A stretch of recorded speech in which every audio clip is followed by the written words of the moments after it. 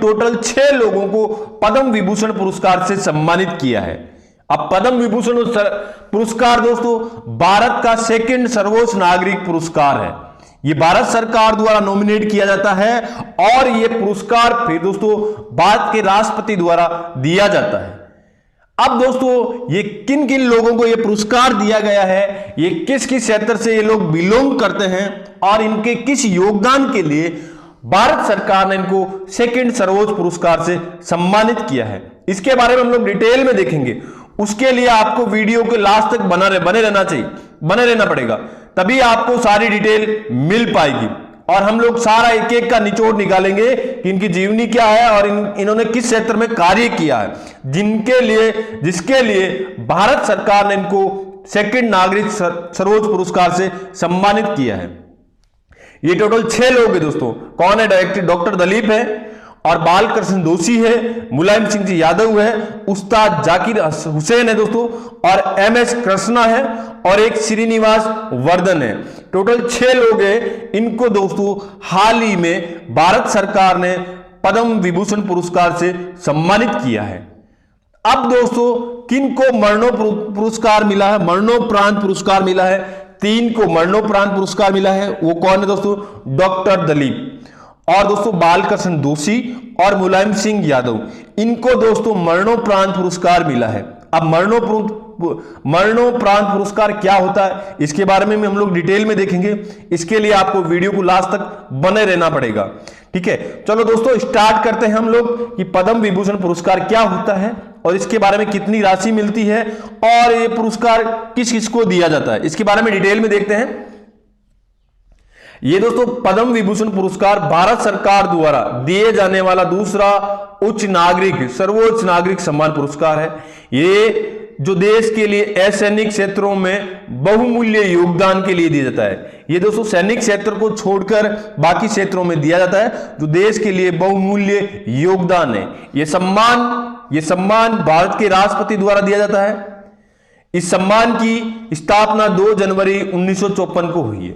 बिल्कुल दोस्तों 2 जनवरी 1954 को पद्म पुरस्कारों की घोषणा हुई थी। पद्म विभूषण पुरस्कारों की 2 जनवरी 1954 को इसकी घोषणा हुई थी।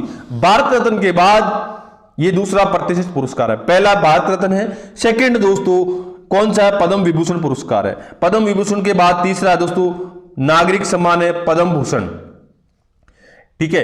ये दोस्तों किसी भी क्षेत्र में विशिष्ट उल्लेखनीय सेवा के लिए प्रदान किया जाता है पद्म भूषण, ठीक है। इसमें सरकारी कर्मचारियों द्वारा सेवा में शामिल किया गया है।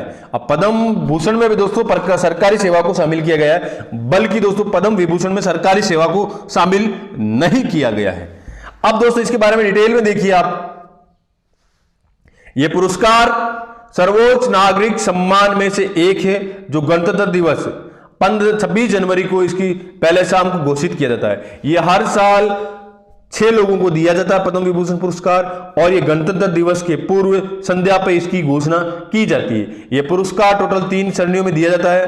पद्म विभूषण जो असाधारण और विशिष्ट सेवा के लिए होता है, पद्म भूषण जो उच्च क्रम के विशिष्ट सेवा होता है और पद्म श्री ये प्रतिष्ठित सेवा के लिए दे देता है। दोस्तों पद्म पुरस्कार का लक्ष्य है पब्लिक सर्विस के क्षेत्र में कार्य करने वालों को सम्मानित करना, उनको उत्साहित करना, उनको मोटिवेट करना। ये इन पुरस्कारों का दोस्तों मूल्य है, इनका उद्देश्य है, इनका मोटिव है। इसके बारे में आगे देखिए दोस्तों, ये पुरस्कार कितने प्रकार के होते हैं। ये अवार्ड हर साल प्रधानमंत्री द्वारा चयनित पुरस्कार समिति द्वारा दिया जाता है। ये दोस्तों जो पुरस्कार है इसमें नॉमिनेट प्रधानमंत्री द्वारा किया जाता है। नॉमिनेशन के लिए दोस्तों प्रक्रिया सभी के लिए खुली है, कोई भी इसमें नॉमिनेशन कर सकता है, यहां आकर अपना नॉमिनेशन खुद भी दे सकता है। दोस्तों वहां पे पद्म पुरस्कार साल 1954 में स्थापित हुए थे, ठीक है। साल 2 फरवरी 1954 को स्थापित हुए थे और हर साल गणतंत्र दिवस के अवसर पर इसकी घोषित किया जाता है। केवल दोस्तों 1978, 1979 और 93 के और 97 के वर्ष में दोस्तों कुछ रुकावटों के कारण इसे पोस्टपोन्ड किया गया, इसको घोषित नहीं किया गया। टोटल 4 बार दोस्तों इनको पोस्टपोन्ड किया था। कब 78, 79 और दोस्तों 93 के अंदर और 97 के अंदर एक तो 78 77 दो कंटिन्यू हो गया और 93 और 97 के अंदर ये पुरस्कारों की घोषणा नहीं हुई थी। अब आगे देखिए दोस्तों, ये दोस्तों पद्म विभूषण जो आपको दिखाई दे रहा है, ये है पद्म विभूषण। ये इस टाइप का पुरस्कार होता है। इस पुरस्कार से सम्मानित किया जाता है राष्ट्रपति के द्वारा, ठीक है, राष्ट्रपति के द्वारा घोषित किया जाता है। अब दोस्तों पहला पद्म विभूषण पुरस्कार मिला, किसको मिला है दोस्तों? यह है दोस्तों बालकृष्ण विठलदास दोषी। बालकृष्ण विठलदास दोषी, ये दोस्तों बालकृष्ण विठलदास दोषी, इनको दोस्तों पद्म विभूषण पुरस्कार मिला है। अब इसके बाद इनके बारे में डिटेल में देखिए आप। ये एक दोस्तों OAL एक भारतीय वास्तुकार है। ये भारतीय वास्तुकला में एक महत्वपूर्ण शख्सियत है और भारत में वास्तुकला के विकास में उनके योगदान के लिए विख्यात है, ठीक है। और दोस्तों इनको लुई कान के अधीन काम करने के बाद ये भारत के आधुनिकतावाद और कूर्तावादी वास्तुकला के अग्रणी थे। इनको मिला है दोस्तों ये पुरस्कार। इनके बारे में और डिटेल में देखिए। इनका जन्म दोस्तों कहां हुआ है? 26 अगस्त 1927 को पुणे में हुआ है। इनकी मृत्यु अभी दोस्तों अभी हाल ही में 2024 जो पुरस्कार की घोषणा हुई इससे 2 दिन पहले ही हुई है दोस्तों। 24 जनवरी को उनको मृत्यु हुई और 26 जनवरी को उनको विभूषण के लिए घोषित किया था। इनकी मृत्यु अहमदाबाद के अंदर हुई है, ठीक है। इनकी संरचनाएं अहमदाबाद दी गुफा, टैगोर मेमोरियल हॉल। अब इनको पुरस्कार कौन कौन सा मिला है? पुलित्जर वास्तुकला पुरस्कार मिला है, पद्म विभूषण पद्म भूषण यह पुरस्कार मिला है, ठीक है। और इनकी नेशनलिटी भारतीय है। नेक्स्ट किसको मिला है पुरस्कार? नेक्स्ट है दोस्तों दलीप जी को। इनको मरणोपरांत पुरस्कार मिला है, ठीक है। इनके ये है दलीप जी, इनके बारे में डिटेल में देख लीजिए आप, ठीक है। इनको मरणोपरांत पुरस्कार मिला है। इनके बारे में डिटेल में देखिए। 12 नवंबर 1934 को पश्चिम बंगाल में जन्मे डॉक्टर दलीप कोलकाता और लंदन में अध्ययन किया, ठीक है। कोलकाता और लंदन में अध्ययन किया। 1960 में के दशक में दोस्तों Calcutta Johns Hopkins University International Centre for Medical Research and training का हिस्सा बने। उन्होंने ऑरल रीहाइड्रेशन थेरेपी का शोध किया। जो ORS है, ठीक है, जो बच्चों को ORS गोल पिलाया जाता है, इन्होंने इसका क्या रिसर्च किया, शोध किया। ओरल रीहाइड्रेशन थेरेपी, इसका शोध डॉक्टर दलीप ने किया। इसी के लिए इनको इस पद्म विभूषण पुरस्कार से सम्मानित किया है। डॉक्टर दलीप दोस्तों 1971 में बांग्लादेश के मुक्ति संग्राम के दौरान शरणार्थियों शिविरों में काम करने के दौरान ORS का प्रयोग किया।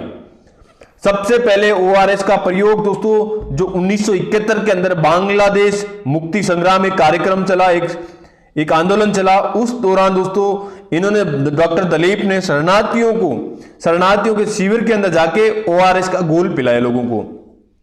उसी टाइम पहली बार प्रयोग किया गया। फिर वर्ष 1975 से 1979 तक डॉक्टर मोहम्मद ने अफगानिस्तान, मिस्र और यमन में WHO के लिए हैजा नियंत्रण पर काम किया था। ये दोस्तों doctor Dalip WHO world health organisation के लिए भी काम कर चुके हैं। कहां? अफगानिस्तान, मिस्र और यमन के अंदर। विदेशों में भी दोस्तों इन्होंने अपनी सेवाएं दी चिकित्सा के क्षेत्र में। फिर इन्होंने दोस्तों 1980 के दशक में दोस्तों मध्य और 1990 के दशक में दोस्तों शुरुआत में WHO के डायरिया रोग नियंत्रण कार्यक्रम के लिए भी इन्होंने चिकित्सा अधिकारी रहे थे। 1974 में उन्होंने दोस्तों royal Swedish academy of sciences में एक विदेशी सदस्य चुने गए हैं। फिर उन्होंने दोस्तों 2002 के अंदर ऑरल रीहाइड्रेशन थेरेपी की खोज की और क्रियान्वयन में उनका योगदान के लिए बाल चिकित्सा अनुसंधान में प्रथम पोलिन पुरस्कार से सम्मानित किए गए हैं डॉक्टर दलीप को। वर्ष 2006 में दोस्तों ऑरल रीहाइड्रेशन थेरेपी के विकास और अनुप्रयोग में उनकी भूमिका के लिए मिस्र मेंडिहोल पुरस्कार से भी सम्मानित किया गया है। ये दोस्तों ORS के बारे में इनकी क्या थेरेपी थी? ORS पानी, ग्लूकोज और नमक के एक संयोजन है जो निर्जलीकरण की समस्या से निपटने का एक सरल और किफायती तरीका है। ये दोस्तों डॉक्टर दलीप के द्वारा ये अनुसंधान किया गया था ORS के बारे में। अंतःशिरा चिकित्सा की उपलब्धता, अभाव में दस्त होने और निर्जलीकरण को रोकने और उसके इलाज के लिए दोस्तों ये विकल्प रहता है ORS। WHO world health organisation द्वारा ORS रीहाइड्रेशन थेरेपी की गणना 60 मिलियन से अधिक लोगों के जीवन में बचाने के लिए की जाती है। ये 60 मिलियन WHO को डाटा है दोस्तों कि 60 मिलियन से अधिक लोगों को जीवन बचाने के लिए ORS की जरूरत पड़ती है। नेक्स्ट ये कौन दोस्तों, ये दोस्तों MM Krishna, doctor MM Krishna. इनका जन्म 1932 में हुआ था, ठीक है, और 1999 से 2004 तक कर्नाटक के मुख्यमंत्री रहे। फिर 2004 से 2008 तक महाराष्ट्र के राज्यपाल भी रहे। फिर मई 2009 को प्रधानमंत्री मनमोहन सिंह ने कृष्णा को केंद्रीय कैबिनेट मंत्री में शामिल किया और 2009 में विदेश मंत्रालय की जिम्मेदारी भी सौंपी गई इनको। इनके बारे में डिटेल में देखिए। 2009 से 2014 तक ये विदेश मंत्री रहे। फिर दोस्तों महाराष्ट्र के राज्यपाल रहे 2004 से 2008 तक। फिर कर्नाटक के मुख्यमंत्री रहे दोस्तों 1999 से 2004 तक। फिर दोस्तों ये इससे पहले कर्नाटक के उप मुख्यमंत्री रहे 1992 से लेकर 1994 तक। इनका राजनीतिक जीवन बहुत लंबा है दोस्तों, और 1989 से 1992 तक दोस्तों विधानसभा अध्यक्ष भी रहे कर्नाटक के, और केंद्रीय राज्य वित्त मंत्री रहे दोस्तों 1984-85 के अंदर। ये इनकी दोस्तों जीवनी थी, किसकी दोस्तों, डॉक्टर कृष्ण सिंह की। ये केंद्रीय राज्य वित्त मंत्री भी रहे दोस्तों 1984-85 में, और केंद्रीय उद्योग राज्य मंत्री भी 83-84 के अंदर। ये दोस्तों कर्नाटक विधानसभा के सदस्य रहे 1972 और 77 के अंदर पहली बार। और दोस्तों ये वाणिज्य संसद मामले के मंत्री भी रहे 1972-77 के अंदर, और 80-84 के अंदर वे 7वीं लोकसभा के मेंबर भी रहे। अब दोस्तों डॉक्टर मुलायम सिंह दोस्तों, इनको मरणोपरांत पुरस्कार मिला है। ये दोस्तों उत्तर प्रदेश के मुख्यमंत्री भी रहे हैं। इनके बारे में डिटेल में देख लेते हैं। मुलायम सिंह यादव 22 नवंबर 1939 से 10 अक्टूबर 2022, इनकी 2022 में मृत्यु हो गई है। भारत के राजनेता एवं उत्तर प्रदेश के पूर्व मुख्यमंत्री और भारत सरकार में रक्षा मंत्री रह चुके हैं। ये मूलतः एक शिक्षक थे, किंतु शिक्षण कार्य छोड़कर वे राजनीति में आए, समाजवादी पार्टी बनाई। नेताजी ने दोस्तों 26 जनवरी पूर्व संध्या पर ही पद्म विभूषण से भारत के प्रधानमंत्री नरेंद्र मोदी जी ने इसको सम्मानित करने की घोषणा की थी। और डिटेल में देखिए दोस्तों इनके बारे में, इनका क्या कार्यकाल रहा जिसके लिए इनको दोस्तों पद्म विभूषण पुरस्कार से सम्मानित किया गया है। उत्तर प्रदेश के मुख्यमंत्री, कार्यकाल 88 से 91 तक, ठीक है। और दोस्तों इनके पूरी उत्तराधिकारी, इसके बाद में गवर्नमेंट किसकी बनी, कल्याण सिंह जी की बनी, ठीक है। अब दोस्तों फिर वापस मुख्यमंत्री बने हैं, कौन बने, मुलायम सिंह यादव 93 से 95 तक। फिर इनके शासन में राष्ट्रपति शासन लग गया था, ठीक है। फिर इनकी उत्तराधिकारी बनी मायावती कब से मायावती रही थी। फिर दोस्तों 2003 से 2007 तक कौन, मुलायम सिंह जी रहे। फिर इनकी उत्तराधिकारी बनी मायावती, ठीक है। ये भारत के रक्षा मंत्री रहे 1996 से 98 तक, ठीक है।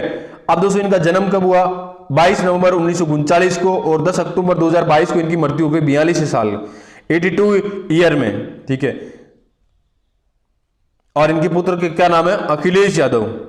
अब दोस्तों है उस्ताद जाकिर हुसैन साहब, दोस्तों ये तबला वादक है, इनको दोस्तों अभी पद्म विभूषण पुरस्कार भी सम्मानित किया गया है, ठीक है। उस्ताद जाकिर हुसैन भारत के सुप्रसिद्ध तबला वादक है। जाकिर हुसैन तबला वादक उस्ताद के बेटे हैं। जाकिर हुसैन को भारत सरकार द्वारा कला और साहित्य में 1988 के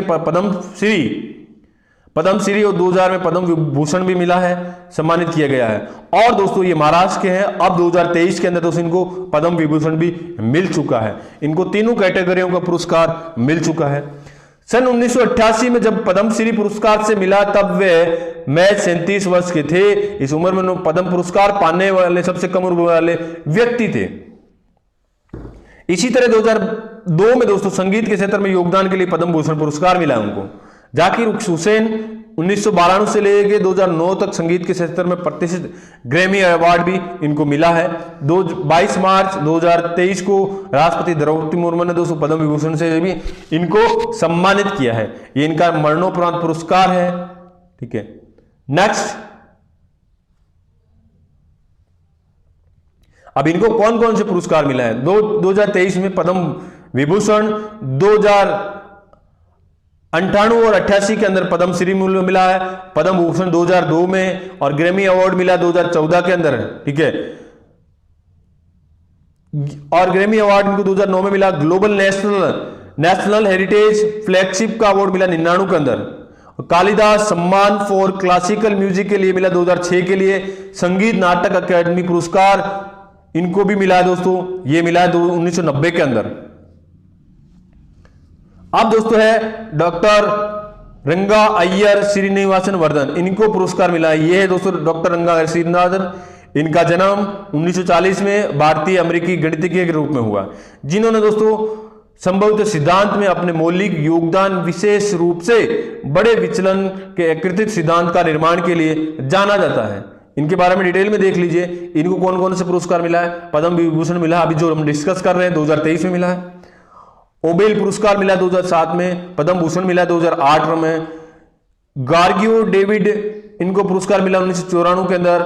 और गुइनाइन flagship natural sciences US and Canada पुरस्कार मिला है 1984 के अंदर। और नेशनल मेडल ऑफ साइंस गणित एंड कंप्यूटर विज्ञान मिला 2011 के अंदर, इनको ये पुरस्कार मिल चुके हैं। चलो दोस्तों आज के लिए इतना ही। ये मेरा वीडियो कैसा लगा आप प्लीज लाइक कमेंट शेयर करके जरूर बताइए। Thanks for watching.